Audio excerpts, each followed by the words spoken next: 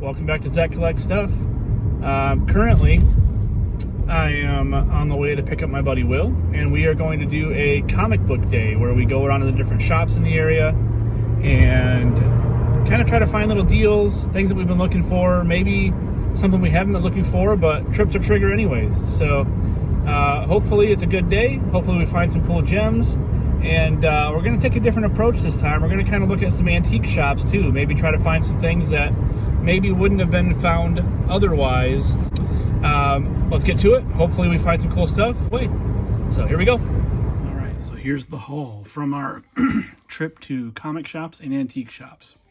Our first stop was a place called Monroe's Comics or Monroe's Collectibles in LaPorte, Indiana. Typically a comic shop. They have a bunch of non-sport cards, a bunch of other pop culture collectibles and stuff, but I picked up a couple early Spectacular Spider-Man issues. I'm trying to build the entire Spectacular Spider-Man early line.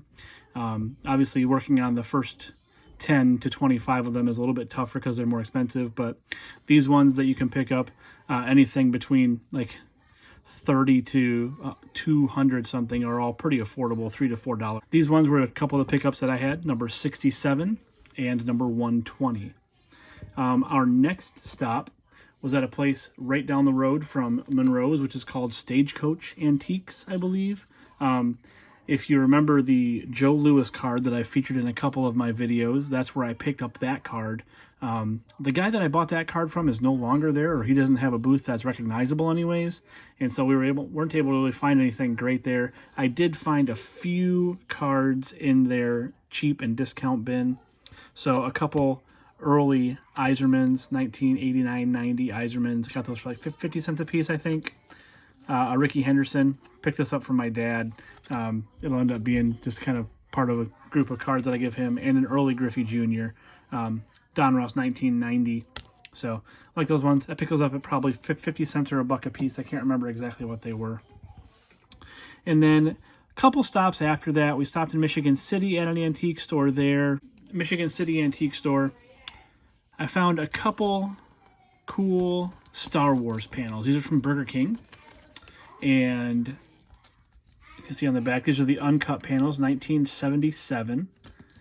And I got the panel here. I see I paid $5 a piece for the panels. So that's about what they're going for on eBay. I don't think I got a great deal and didn't really get raked over the coals either. So that's good. But I got these and they all looked pretty good. This one, the next one here is a little bit of damage, but got the one with Leia, Jawas, and the Cantina patrons. Space Adventurer Han Solo, right on the Death Star. And then the R2-D2 and C-3PO has a little bit of water damage and like a mucked up corner in the top there. So that one's pretty cool still. And then this one has the Dark Lord of the Sith, Imperial Stormtrooper, and droids inside the Rebel base. So I was able to pick those up. $15 is all I spent at that one. And I got some pretty cool collectibles there. I mean, these are 40-year-old cards now, 45-year-old cards now. So pretty cool to pick those up. I'll put those up here on the stands. So our next stop, we went to a place called Heroes Haven, which is a comic shop in Michigan City as well. Didn't find anything there. Just, we've been there before, and it was kind of decent. They have $1 comics. They have decent comics to dig through, but nothing really tripped our trigger. So we hightailed it out of there into Highland, Indiana, and went to America's Antique Store, or something like that. It's huge. A massive antique store. Probably the biggest antique store I've ever been in. And picked up this. Obviously, to add to my Spider-Man Funko, I hadn't seen this one before. It is an Entertainment Earth exclusive limited edition. Pretty cool Funko there. I picked that up for $15. One of the guys has like multiple booths in that place, and he has ridiculous prices on his Funko Pops. And then one guy who really has it figured out and wants to move product. And so at $15, I couldn't say no to this one. And the last place that we stopped, we were in that antique store forever. There was like, they say they have 650 dealer booths. And it took us a couple hours to get through there. But our last stop was Baseball Card Exchange in Cherryville, Indiana, right on 41. Great store, great people that work there. And I picked up I had one of the MVP buyback, Ronald Acuna's, that I turned in for $20 credit and picked up a few cool cards. So, one that I've somehow missed over the years of collecting is this Harper rookie. I've had all of the other variation of the base, like the flagship Harper rookie, but this is the one from Series 2, number 661.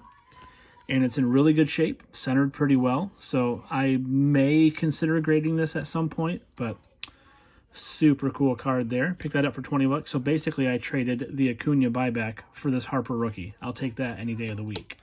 And then I picked up a few Tigers things. So I got this Steele Walker Topps Big League rookie autograph from 2023. Pretty cool. He was, I think, a San Francisco Giant. I don't know if the Tigers got him in a trade or if he was a Rule 5 guy or whatever it is, but cool little autograph for $3. Picked up a Roberto Campos from the Tigers. This Bauman Inception is always a great looking card. It's super thick stock, great looking design, on card autograph. Picked up the autograph for $5, so can't complain about that. And then a couple Miggy editions.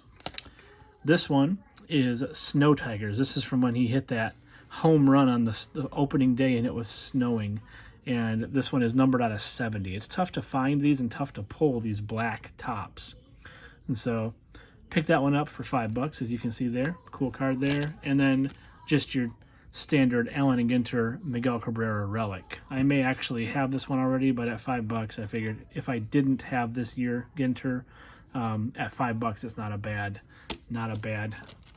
price there.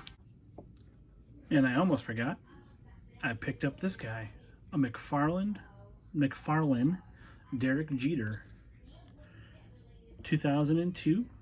I actually already have this figure, but McFarlane's of this era are actually decently done. Great sculpt, good likeness. I know it's tough to get it to focus here, but very cool. I got this for $5, I think. Obviously no package or anything, but super cool pose. I already have this figure, like I said, but I have a buddy who does not. So those were my pickups. Not a huge haul. But it was a great day out with a buddy, just kind of getting out of the house and checking out what the shops in the area had to offer. We did pretty much just northern Indiana this time, and maybe next time we'll head down to Indy and check out what they have to offer there. But it was definitely a good time out, and picked up some cool stuff for the collection. So again, thanks for watching Zach Collect Stuff. As always, keep collecting, have fun, and I'll talk to you soon.